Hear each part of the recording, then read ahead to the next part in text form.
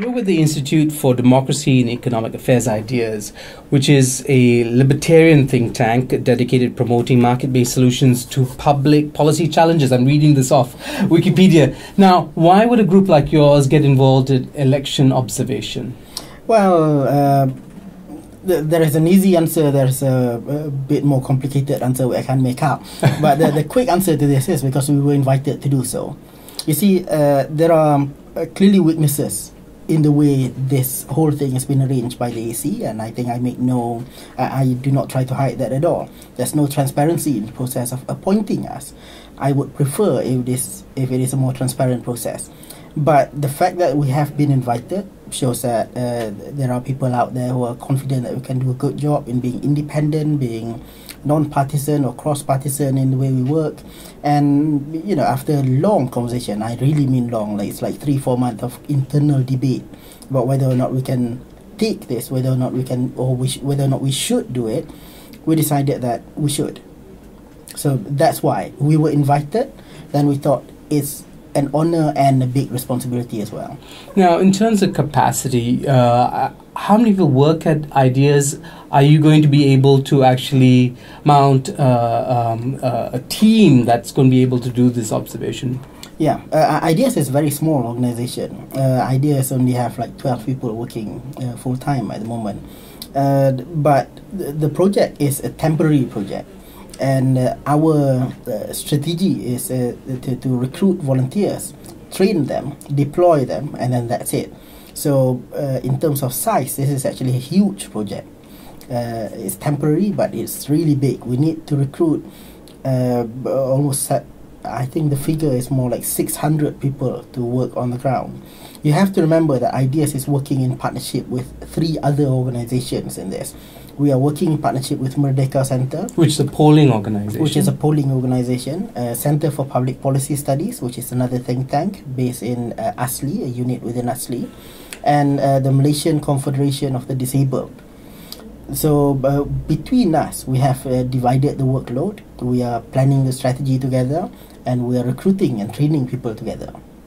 Now, to come back to that thing about your internal debate, I don't know how much you can reveal of the discussions. One of the issues, of course, is the Election Commission itself and public perceptions of its role or integrity.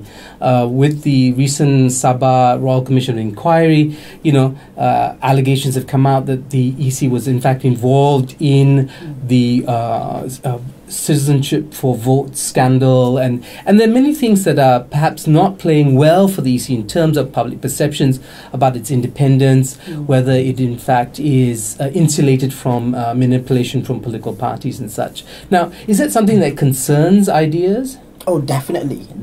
That was one of our biggest concerns.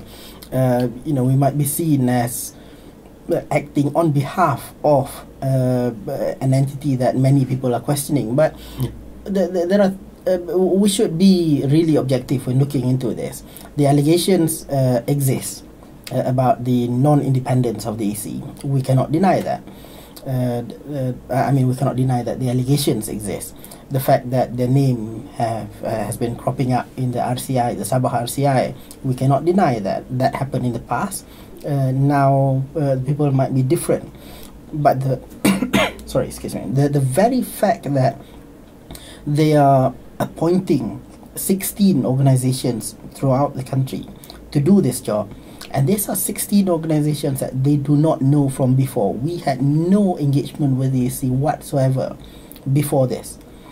I think it shows some attempt on the EC's behalf to improve situation. Now, the thing that we debated about is we are very aware that some people will be accusing us of trying to whitewash the EC's name. But then again, the allegations like this will exist whether or not we accept. If we do not accept, some people, half of the country will say that we're not accepting for political reason. If we accept, another half of the country will say that we accept because of political reason. So you can't win either way. You can't win either. You cannot please everyone all the time. Okay, but how do you guarantee, to your own satisfaction, that you are not being manipulated or being used to, as you put it, whitewash the role of the EC or the elections? How do you guarantee that you are able to do this with as much integrity as you would like to in the coming elections? How are we going to do that? Let's put it this way. The negotiation with the EC started back in, I think, May or June last year. So it was a long, protracted negotiation with the EC. I saw personally how the EC has accommodated almost 90, if not more percent, of our requests to them, our demands to them in terms of the terms and condition of the job. So I think by looking at how the EC operated, I personally can say that they are really trying to make this work and happen properly. So I have not seen elements of conspiracies behind the scene in our negotiation with the EC. But then again, there will be people out there who are always skeptical, and they say, of course you do not see the conspiracies. That's the very nature of conspiracy. You don't see it. But these are things that is so difficult to prove or disprove. So my suggestion is, let's just do the job and wait until you see the quality of the report that we produce. And if you look at ideas work from before, you will know that we have always been independent from our outlook. We do not favor BN or Pakatan. We do not criticize blindly either BN or Pakatan. We stick to certain principles and we work based on those principles. What specifically did you ask from the EC in terms of getting you on board, and what is it that they have agreed to? We the demand that we made was very straightforward. We wanted to the EC to follow the international standards. There are some very well established standards when it comes to election observation, and we want the EC to follow them. So we gave a list of what following international standards means, in terms of the way the accreditation is done, the way the recruitment is done, the relationship between the bodies they appoint to the EC itself, how people on the ground will report to the observers, and many others. I don't want to get too technical on this one. And the EC accepted most of them, or almost all, in fact. There are some that we continue to disagree, but we at the end we reach a compromise. We understand where the EC is coming from. The EC understands where we are coming from, and we understand the limitations on both sides, and we said, okay, for the sake of this election, let's just go ahead and do it. So at the end, everybody agreed to the terms set by the EC. Would it be improper of you to say what they have not agreed to? I suppose the thing that many people keep talking about is this engagement with the media. You see, the ideal situation is we can speak to anybody that we want, including the media. And that would conform to international standards. That will conform to international standard. But the term that we have now says that we can't. The organizations appointed by the EC cannot speak to the media from dissolution until 5 p.m. of polling day, I think, so closing of polling stations. And we had a very frank conversation about this.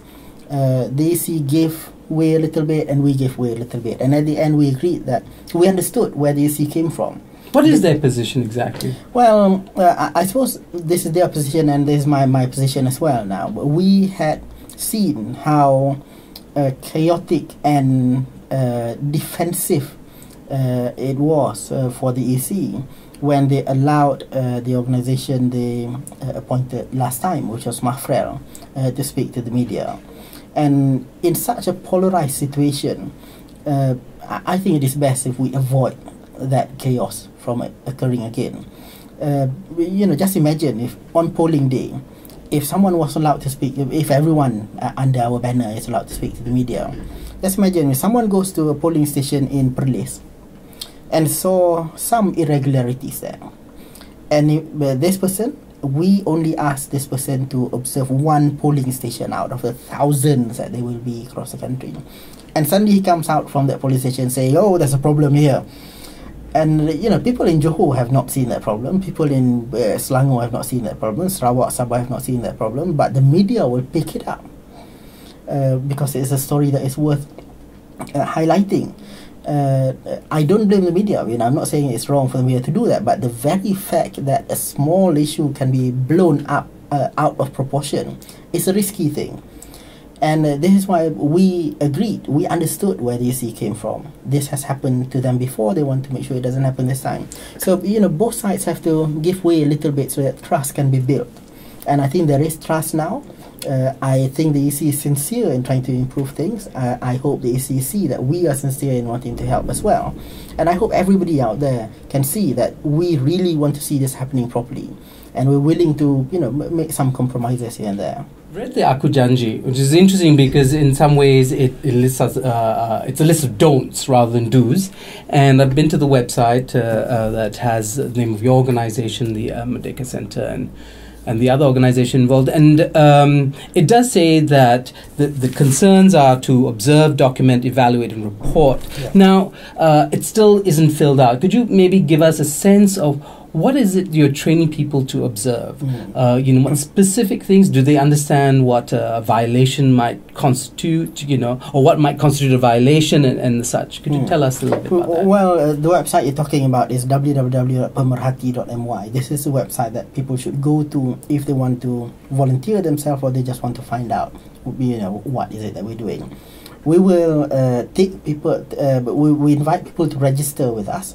And we will then invite them to our training session. In the training session, we will give them a set of tools that we will use. Basically, these are forms that they should fill in on a daily basis as soon as Parliament is dissolved until result.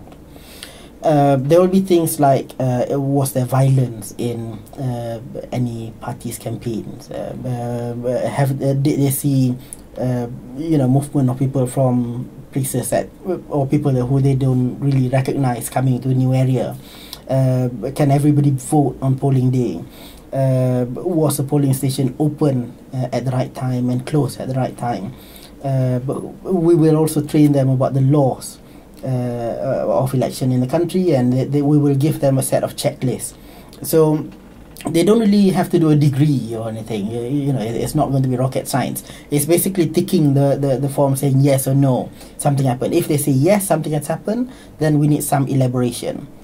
Then we will ensure that they know how to send the report to us. There'll be a central headquarters number, email address, SMS, and whatever, so that they can channel the information back to us. We will verify the information. If we find that the information is urgent enough and need to be addressed immediately, we will inform the relevant authorities and they should act.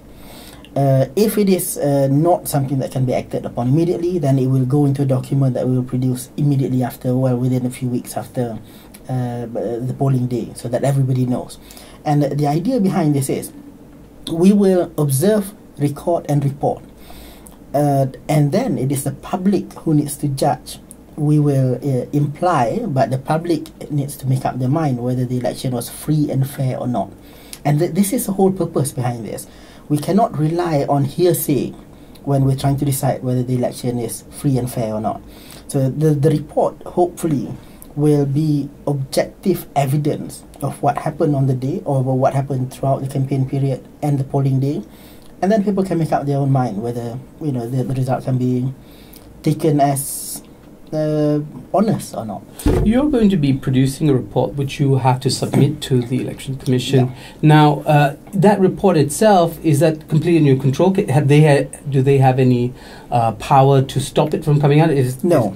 You see, the relationship with the EC, this is something that we really argued for. And the EC understood where we're coming from. The relationship between the organizations and the EC is purely the EC issues us the appointment letter. They will give us the access to parts that to areas where other people cannot go into, and nothing else. So we have full access but they have no control on what we do. We will release a report to the public. We will submit the report to the EC. We will get responses from the EC, and we will release that to the public as well. So everything will be transparent. Everything will be clear to the public. So EC has no editorial control on the content and no control on the processes. So they're not even they don't even have the authority to tell us we can go to this state but not this state. We do whatever we want. Okay, finally, what do you think are the main challenges that we're going to be facing in this upcoming general elections? This is going to be a very closely fought election. I think the main challenge for the public is to decide who to vote for. But before this, I think many people vote based on long-standing loyalties. But now people are really thinking about who they should vote for. It's a good challenge to have, but it'll be very challenging because for example, I see both sides as just two sides of the same coin, really. I don't see much difference between two parties. One side is dishing out money, the other side is saying that we will dish out money, so both are trying to buy our votes. So that would be a big challenge. Okay, but in terms of some of the concerns about the electoral process itself, challenges like the accusations that there might be fraudulent or phantom voters, are these things that your organizations as observers can in fact help to check? We can check, we can analyze, observe, but we cannot change anything. You see, issues around the electoral roll, this keep coming up in our conversation, internal conversation actually. We really want to do something, but then we realize that this is outside of our control. It involves matters of legislation, it involves matters of public perception as well. So it's not really something that we can change immediately. Well, we as in we, the organizations appointed. Okay, thank you very much. Thank you.